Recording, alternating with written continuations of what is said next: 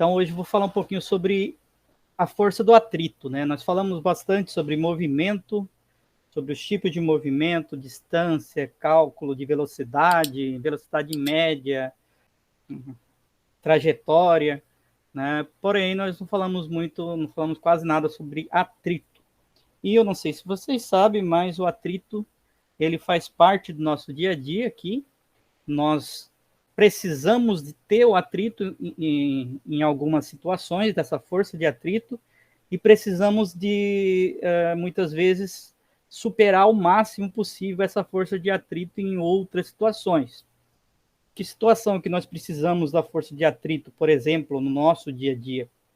Para nós caminharmos, para a gente andar, nós necessitamos de ter o atrito aí entre os nossos pés, nosso calçado e o chão, né? Quando diminui esse atrito, muitas vezes a gente acaba levando um tombo, né? Caso pisar numa casca de banana, pisar num óleo, ou quando você está, porventura, lavando o chão de casa com água e sabão, leva um belo do escorregão, porque diminuiu muito essa força de atrito, e aí eu vou ter forças, além dessa força de atrito agindo entre nós e a superfície, uma força da gravidade, por exemplo, né, que é a atração da Terra, e aí a gente acaba caindo, né? E nos outros casos, quando, né, o atrito está em perfeição, vamos dizer assim, que nem aqui na esteira, correndo, fazendo academia. Então, o atrito faz parte da nossa vida e nós precisamos dele em grande intensidade ou em menor intensidade. Tá? Mas o que vem a ser essa questão aí da força de atrito? Então, aqui tem um exemplo. Quando você pega um material, você pode fazer agora na casa de vocês aí, pegar um material qualquer e empurrar ele, né, na superfície de uma mesa ou no chão, aí ele vai sair e vai parar. Vai chegar um momento que ele vai parar. Por que isso acontece? Por que esse corpo não continua em movimento, como diz a primeira lei de Newton? A primeira lei de Newton diz que todo objeto que está em movimento, né, tende a continuar em movimento. E também diz que todo objeto que está em repouso tende a continuar em repouso.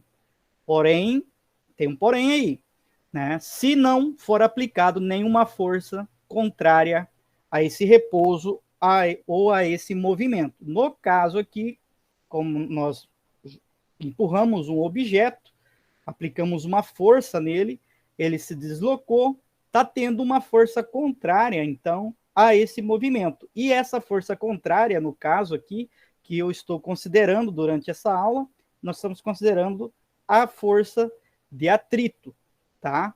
Porém, não é apenas a força de atrito que vai estar, no caso, agindo contra o movimento desse objeto, né? Vamos supor que seja um celular de vocês aí em cima da mesa, empurra ele aí um pouquinho, né? Cuidado para ele não cair. Quais são as forças que estão tendo durante esse processo? Teve a força minha aplicada, está tendo um movimento, né? Esse movimento, quando ele entra em movimento, tem a força da inércia, que é a tendência dele continuar em movimento, que é a primeira lei de Newton. Então, ele tende a continuar com essa força, porém tem uma força contrária, que é a principal, que vai estar agindo contra esse movimento, né, para a esquerda aqui, no caso, que seria a força de atrito. Além da força de atrito, eu tenho também a força gravitacional, vamos dizer assim, né? A gravidade atraindo esse objeto para a superfície. Quanto mais pesado for, quanto maior for a massa desse objeto aqui, né, maior vai ser, vamos dizer assim, o coeficiente de atrito entre esses dois, porque essa massa vai influenciar, né, nesse movimento, na quantidade de força necessária para o movimento. E além dessa segunda força, que é a gravidade, em altas velocidades, vamos dizer assim, como um automóvel, uma bicicleta, ou você mesmo andando, nós vamos ter uma força contrária aqui, ó, em torno do objeto, que seria a resistência do ar, né? Por isso que os objetos, automóveis, aviões, tendem a ter um formato meio fusiforme, que é o formato mais aerodinâmico possível, né? Para romper essa resistência, tá? Então, nesse caso aqui, quando eu empurro esse material, resistência de atrito, eu estou considerando a resistência de atrito. Então, pela primeira lei de Newton, o corpo somente poderia parar se existisse uma força contrária ao seu deslocamento. E é o que aconteceu. Qual que é a força que nós estamos levando em consideração? O atrito. Mas não pode esquecer que, além do atrito, tem a força da gravidade e a resistência do ar. Tá? Então, o que é força de atrito, meu Deus? Aqui vamos fazer uma experiência aqui mental. Vocês podem fazer mentalmente agora, né? E depois vocês deixam aí para vocês fazerem esse experimento aí na casa de vocês. Quem quiser fazer e filmar o experimento, mandar para mim explicando, vai ganhar nota extra, hein? Olha só. Imagina um sapato. Então vamos imaginar um chinelo ou um sapato de vocês. Mas pode ser outro objeto qualquer, tá? Pode ser qualquer objeto. Nós vamos fazer o seguinte. Primeiro, nós imaginamos, né, empurrando esse sapato direto em contato com o chão da casa de vocês, né? O que acontece? Você empurra, ele vai sair um pouquinho e para. Dependendo da superfície e do que é feito, o tipo de borracha, ele quase nem sai do lugar. Agora, se você colocar sobre esse chinelo, esse sapato, sobre um bloco de gelo, né, um cubo de gelo, que você pode ter aí na sua geladeira, e você empurrar com a mesma intensidade, com a mesma força que você aplicou aqui no caso 1, você vai observar que esse sapato vai se deslocar muito mais longe do que no primeiro caso, que muitas vezes nem vai sair do local, dependendo da superfície. Tá? Por que acontece isso? Se eu apliquei a mesma força aqui, e nesse caso ele foi mais longe. Isso acontece justamente porque o gelo, né, que vai estar entre a superfície da borracha e o chão, aqui no caso, quando ele é friccionado, quando ele é pressionado também, puxando o material, ele começa a derreter, né, aumenta a pressão na superfície do gelo em contato com os materiais e ele começa a passar do estado sólido para o líquido, nesse local apenas, tá? Por causa da pressão. Lembrando que a pressão influencia na questão, né, da mudança dos estados físicos da matéria. Então, como essa pressão vai estar maior aqui nesse local, formar uma película de água, possibilita que esse deslize com maior facilidade, né, indo mais longe do que no caso anterior. Tá? Então, é isso que acontece aqui. No caso, o gelo diminuiu a força de atrito entre as duas superfícies. Tá? Então, é bem simples entender essa questão. Por exemplo, no nosso dia a dia, nós precisamos de ter uma força de atrito muito boa entre o pneu dos automóveis, né, e o asfalto. Quando chove bastante, diminui bastante esse atrito, né, porque vai ter ali a água entre essa superfície. Porém, os pneus são projetados aí para ter aquelas suturas, aqueles caminhos, né, aqueles desenhos que parece que é só para ficar bonito, mas não é. Aqueles desenhos que tem no pneu, aquelas cavidades, né, serve justamente para a água passar por dentro, possibilitar que a borracha entre em contato com o chão, né? Mas mesmo assim, mesmo tendo tudo isso, tem que se diminuir um pouco a velocidade durante as chuvas, porque dependendo da velocidade, o carro, tipo, vamos dizer assim, ele sai flutuando sobre a água. Nós falamos a aquaplanagem, né? Ele aquaplana, como se fosse um barco. E aí perde totalmente o controle. Então, no nosso dia a dia, nós dependemos bastante do atrito, né? E podemos ser influenciados pela a diminuição. Uma coisa importante salientar aqui é a questão dos pneus, até para os pais de vocês, dar uma olhada no carro, na moto, se está tudo de boa.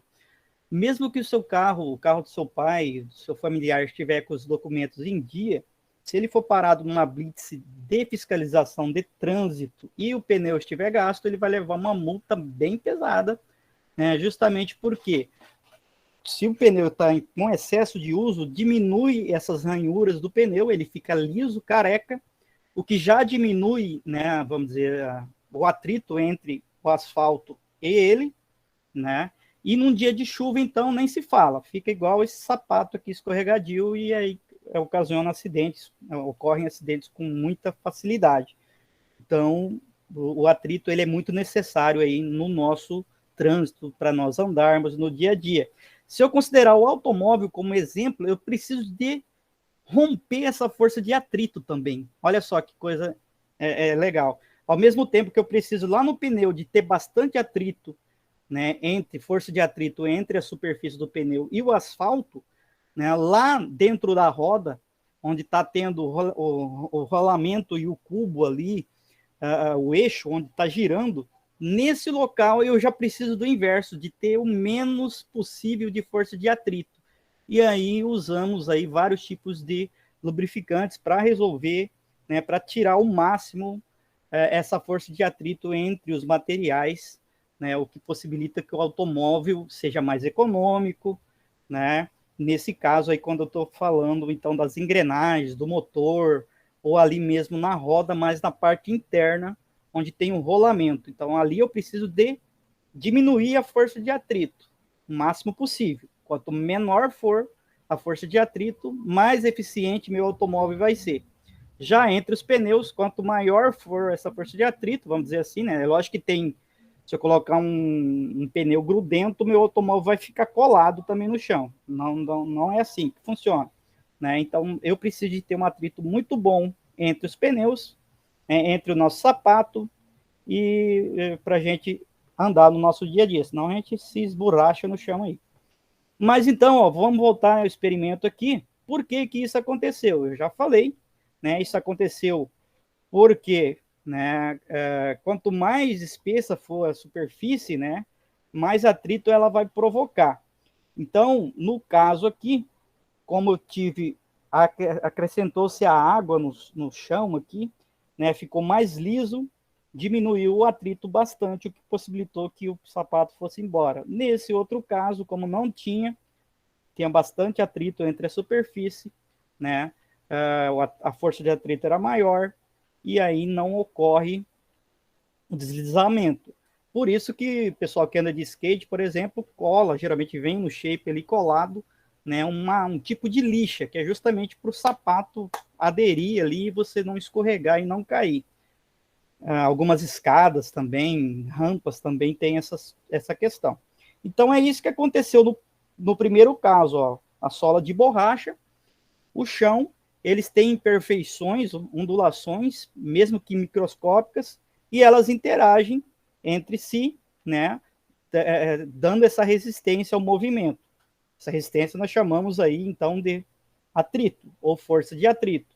A força que eu apliquei nele está indo para a direita. A força está indo da esquerda para a direita. Em contrapartida, a força de atrito vai ser ao contrário, vai ser da direita para a esquerda, tá? Então, quando nós empurramos o sapato para frente ali, o atrito provoca uma resistência, como se fosse uma força contrária, diminuindo, então, a força, né, com a qual o sapato foi empurrado e ele vai desacelerando, tá? Então, lembrando, a força de atrito sempre vai ser contrária à força que está sendo aplicada no objeto, tá? Então, o que aconteceu ali, eu já expliquei, formou-se pela pressão, pelo aumento da pressão entre as duas superfícies aqui, o gelo começa a derreter, forma uma película de água, né, o que diminui o atrito entre essas duas superfícies e ocorre o deslizamento, né? Então, como vocês já puderam observar, o atrito ele não é vilão do nosso dia a dia, né?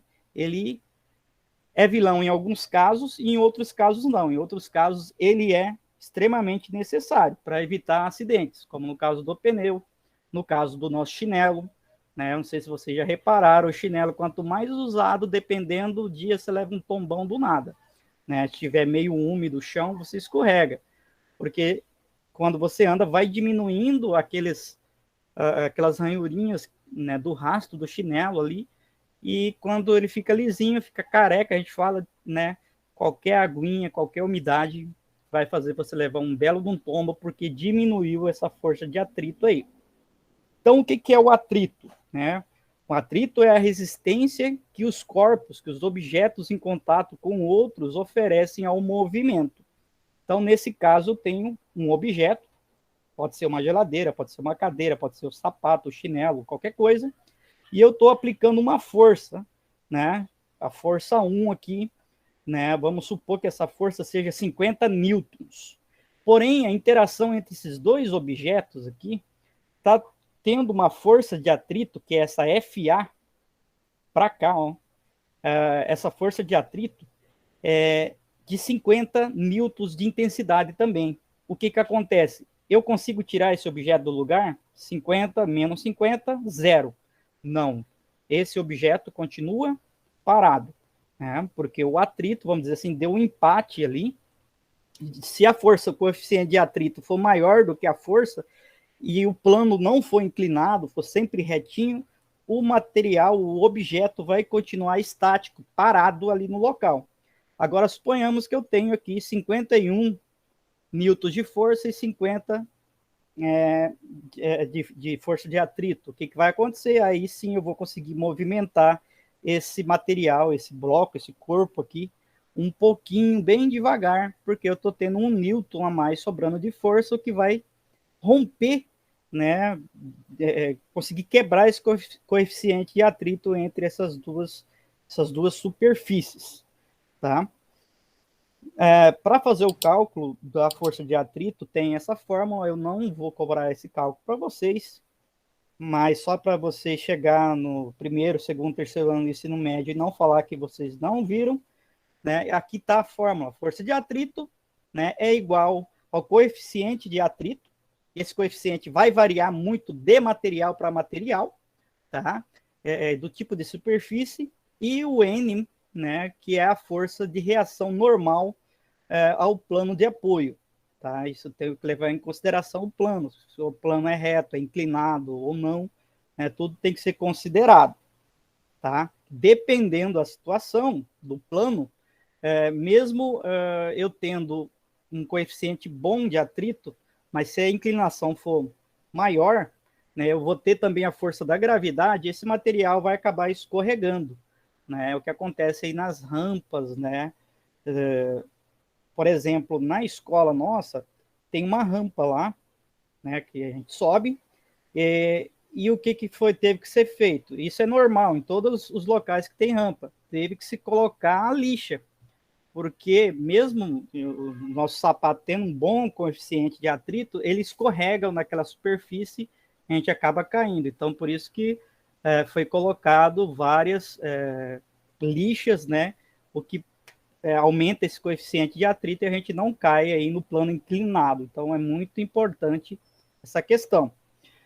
O atrito vai ser classificado de várias formas. O primeiro dele é o atrito estático.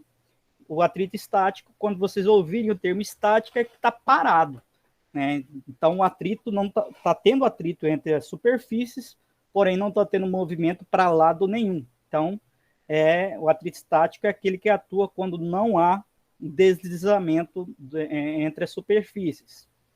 E o atrito dinâmico ou cinético é o inverso, tá? Dinamismo é movimento, cinética é movimento. Então, é inverso. Nesse caso, está tendo aí, né, um movimento relativo entre os corpos, tendo sempre algum tipo de atrito. Até hoje não conseguiu se criar nenhum tipo de lubrificante que rompesse totalmente, por exemplo, nas máquinas, né, esse coeficiente de atrito. Por melhor que seja, nunca não conseguiu-se ainda resolver, né, essa questão desse coeficiente de atrito. Com relação ao atrito dinâmico ou cinético, esse coeficiente, né, estático, como eu disse, sempre vai ser maior, né, do que o coeficiente de atrito dinâmico.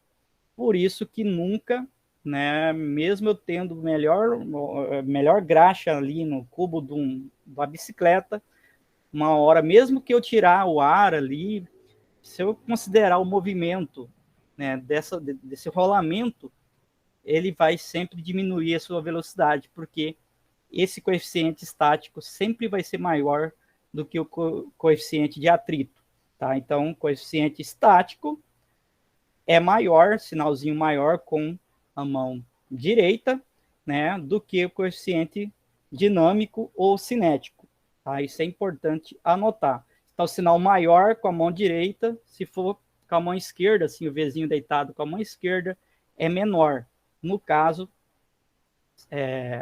coeficiente de atrito dinâmico, de movimento, e estático, né? O estático é maior do que o de movimento, cinético, dinâmico. Coloque o nome que vocês quiserem aí nesse, né? Mas dinamismo, sempre fala dinâmica. Dinâmica é movimento. Cinema. Por que que o filme, né? A gente vai assistir um filme e a gente vai ter um nome de cinema.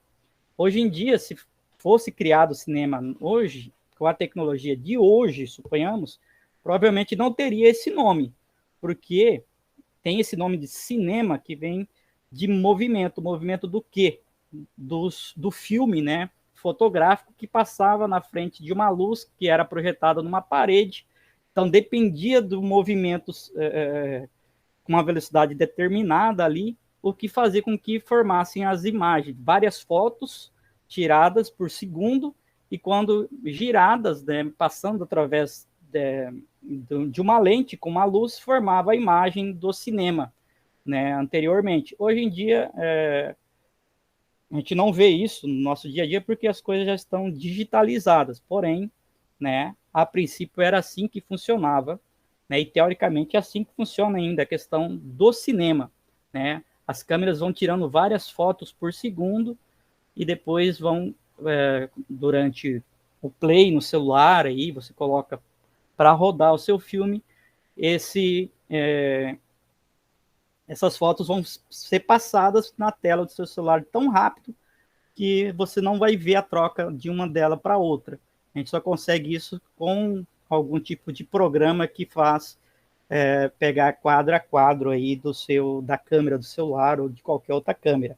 Então, daí o termo cinema, né, que vem de cinética, movimento, tá?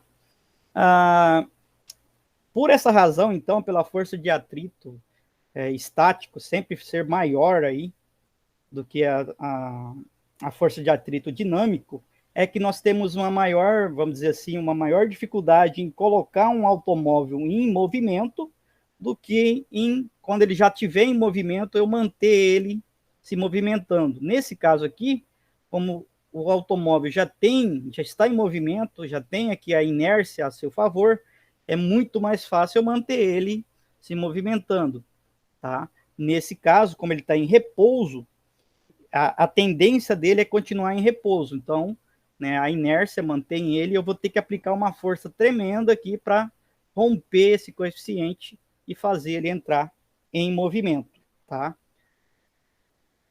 Finalizando a aula, só a observação, o coeficiente de atrito é adimensional, então não vai ter dimensão, dependendo, pode ser na horizontal, na vertical, de ponta cabeça, né? Por exemplo, alguns caracóis conseguem, a lagartixa consegue andar na parede, no teto, né? Porque vai ter ali um atrito, eles conseguem ter uma superfície, né, a nível microscópico que interage com o teto, com o forro de casa, permitindo que ele ande ou, né, na parede ou até de ponta cabeça mesmo.